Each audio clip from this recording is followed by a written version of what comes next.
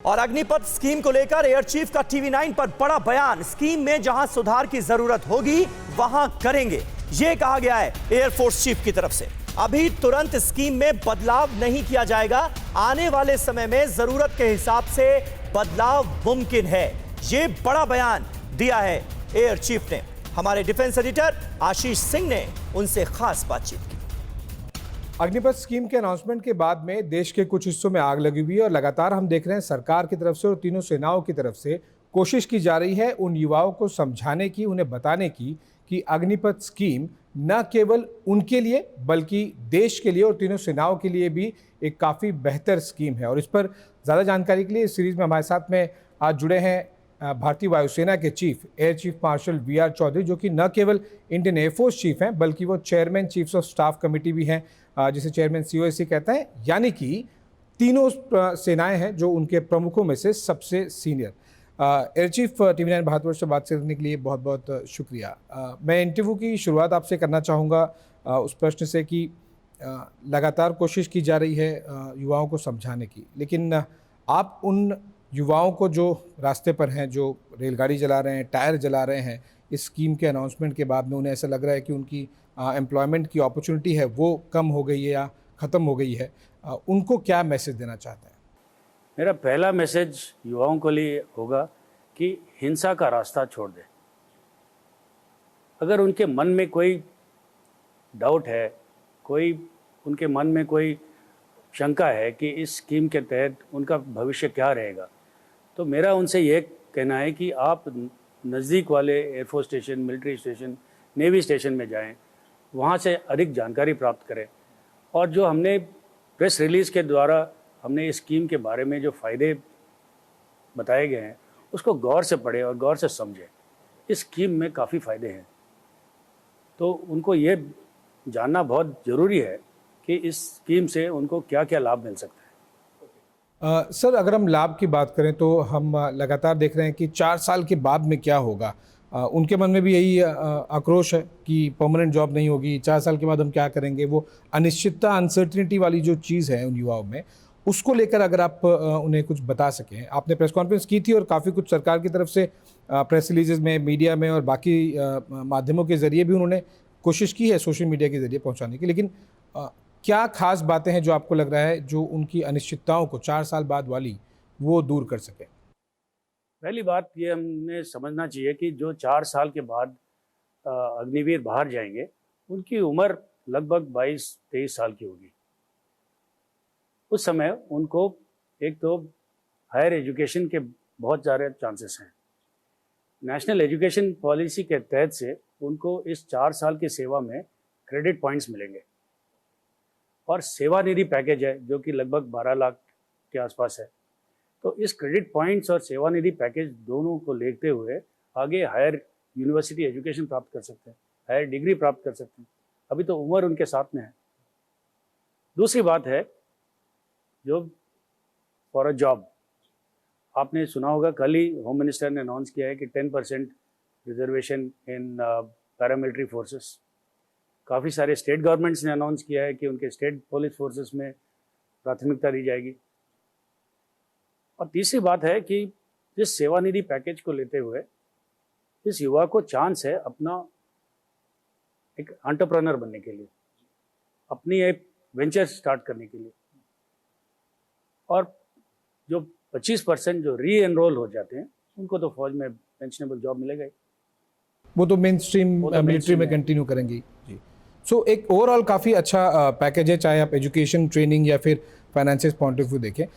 इससे पहले सर कि मैं वो जो एक लगातार डिबेट चल रही है कि किस तरह से लगातार हम ये देखें कि एक जो युवा मिलिट्री होनी चाहिए उसके मुकाबले अगर हम रिक्रूटमेंट एज एन अपॉर्चुनिटी हम मिलिट्री को देखते हैं कि क्योंकि सबसे बड़े एम्प्लॉयर्स में से भी है एक मिलिट्री, उसमें कोई शक नहीं है, एटलीस्ट भारत में। सो ये एक डिबेट लगातार चलती रही है कि मिलिट्री को एम्प्लॉयमेंट, रिक्रूटमेंट सोर्स के तौर पे देखें युवा, देश, समाज, और साथ ही आपको बेस्ट सेना भी चाहिए, युवा होनी चाहिए, टेक्नोलॉजी ड्रिवन होनी चाहिए। तो ये दोनों तो कॉन्ट्रास्ट चीज़ें हैं। इस पे आपके थॉट्स? तो हमारी तो प्राथमिकता इसी बात पे होगी कि देश की सशस्त्र सेवाओं के लिए किस तरह के युवा चाहिए हमें चाहिए इस तरह के युवा जिसमें जोश हो, जज्बा हो, टेक्निकी नॉलेज हो, और ओवरऑल धीरे धीरे इस स्कीम को लेते हुए एज प्रोफाइल जो है वो घटती जाएगी। कारगिल रिव्यू कमेटी के बाद ये निर्णय लिया गया है कि तीनों सेनाओं का एज प्रोफाइल कम किया जाए, पर जिस तरह की हमारी इस अभी तक रिक्रूटमेंट पॉलिसियाँ चल रही थी उससे ये एज प्रोफाइल कम नहीं हो रहा था। अब अग्निपथ के दौरान धीरे धीरे 3, 4, 5 साल में जो एवरेज एज है सोल्जर की, एयरमैन की, जो 30 साल की है, वो धीरे धीरे घटते हुए 26 साल तक पहुंच जाएंगे। इसी पर मैं एक प्रश्न पूछना चाहता हूँ सर कि मैंने कल देखा आर्मी से भी कुछ नंबर्स आए हैं कि, और मैंने कल जब नेवी चीफ से भी बात की तो कुछ सालों में उन्होंने एक रफ नंबर दिया। दोनों सेनाओं का अलग अलग नंबर है। क्या आप एक अप्रॉक्सीमेट हमें एक नंबर दे सकते हैं कि इतने सालों में एयरफोर्स में आप लगभग कितने अग्निवीर होते हुए देख रहे हैं? एक अप्रॉक्सीमेट नंबर। अप्रॉक्सीमेट जो नंबर है, जिस तरह से हमारा इंडक्शन अभी इस साल से शुरू होगा, अगर इसी नंबर से हम लेते जाएंगे तो 5 या 6 साल में लगभग 20% भारतीय वायुसेना में की टोटल स्ट्रेंथ अग्निवीर्स होंगे, और अगले 10 साल में ये आंकड़ा 30% पहुंच जाएगा। 30% of the service will be Agniveers और एक्स अग्निवीर्स। ओके, तो फिर वो क्या मतलब 10 साल वाला ही एस्टिमेट है, 30% के ऊपर नहीं लेके जाएंगे, या फिर वो जैसे जैसे साल और बढ़ेंगे और भी नंबर बढ़ सकता है? जैसे जैसे स्कीम लागू रहेगी, जैसे जैसे हमारा एक्सपीरियंस बढ़ेगा, तब हम इसमें फिर एडजस्ट कर सकते हैं इस फिगर्स को। ओके, तो ऑन दैट नोट कब एयरफोर्स अग्निवीर और अग्निपथ प्रोग्राम की official recruitment point of view हम कब शुरुआत होते हुए देखते हैं? मैंने कल अनाउंस किया था कि अगले हफ्ते दैट 24 तारीख को हमारा रिक्रूटमेंट के लिए वेबसाइट खुल जाएगा। 10 या 15 दिन के लिए वेबसाइट खुलेगा।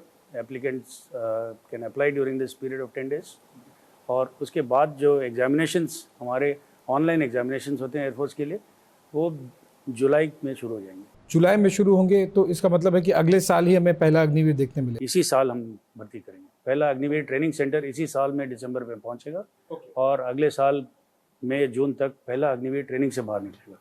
Okay, so training point of view पहला अग्निवीर एयरफोर्स में जल्दी देखने मिलेगा, और इंडक्शन फॉर्मल ट्रेनिंग के बाद में वो कार्यरत हो पाएंगे।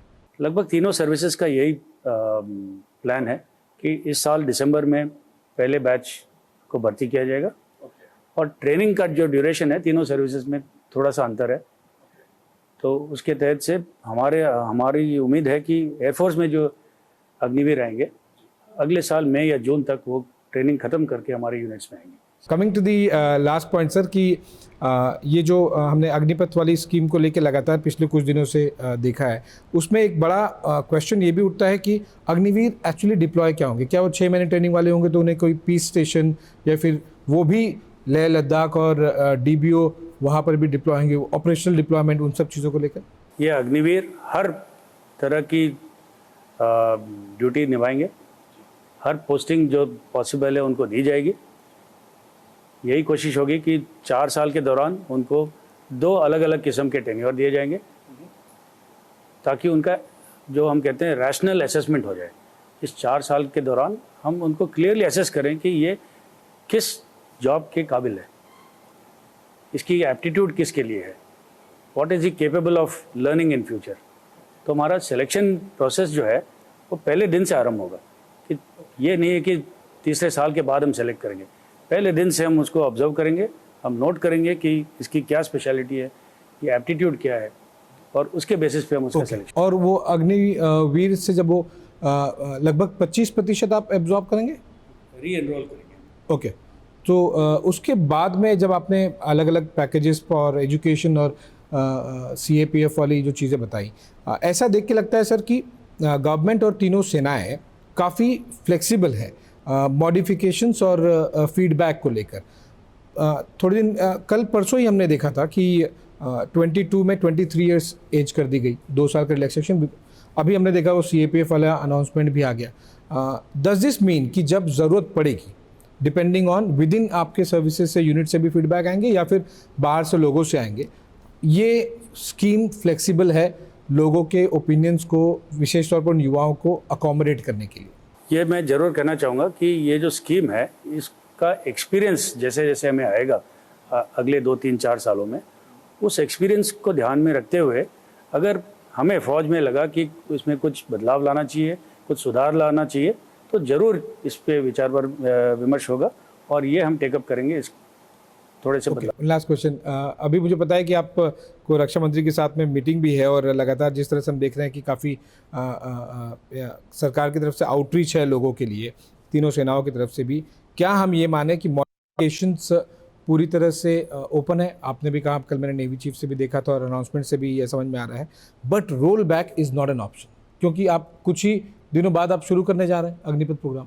ये स्कीम अभी लॉन्च हो चुकी है, इस we will now wait for the response, इसका इंडक्शन शुरू हो जाएगा और जैसे आपने कहा मॉडिफिकेशंस वो अभी तुरंत नहीं होंगे, कुछ कुछ मॉडिफिकेशन जिसकी ज़रूरत पड़ेगी बाद में, उसके ऊपर हम डिबेट करेंगे और we will take up for modifying the scheme at a much later date. और जो आपने कहा ये age limit, upper age limit 23 साल बढ़ाई गई, ये हमें ध्यान में आया है कि पिछले 2 साल से कोरोना के कारण रिक्रूटमेंट रुक गया था, तो काफ़ी लोगों को ये अपॉर्चुनिटी मिस हो गई थी, तो उनको अपॉर्चुनिटी देने के लिए वन टाइम वेवर दिया गया है, तो अपर एज लिमिट 23 साल किया गया। चलिए, on that note air chief, आपने समय निकाला, हमसे बातचीत की। अगर आपको कुछ और मैसेज या फिर कुछ पॉइंट कन्वे करना है तो बताइएगा, अगर कुछ मुझसे पूछने में छूट गया हो तो। मैं आखिरी में यही कहना चाहूँगा कि ये पाथ ब्रेकिंग स्कीम है और इसका पूरा सपोर्ट चाहिए, not only from the youth but from all sections of society. This is a path-breaking scheme which will change the way the human resources of the armed forces will be in future. Certainly, and we look forward to that, sir. और अगले आने वाले कुछ सालों में जैसे आपने बताया कि अगर 30% तक अग्निवीर हो जाएंगे तो हमारी सेनाएं बहुत ज़्यादा टेक ओरिएंटेड और बहुत ज़्यादा युवा भी होगी। On that note, thank you so much air chief, आपने हमसे बातचीत की और ऐसे क्रूशियल समय में जब बहुत ज़्यादा आक्रोश है कुछ सेक्शन में युवाओं के, आपने उन तक अपनी बातें और जो सेनाओं की तरफ से पॉइंट्स है वो कन्वे किया। Thank you sir.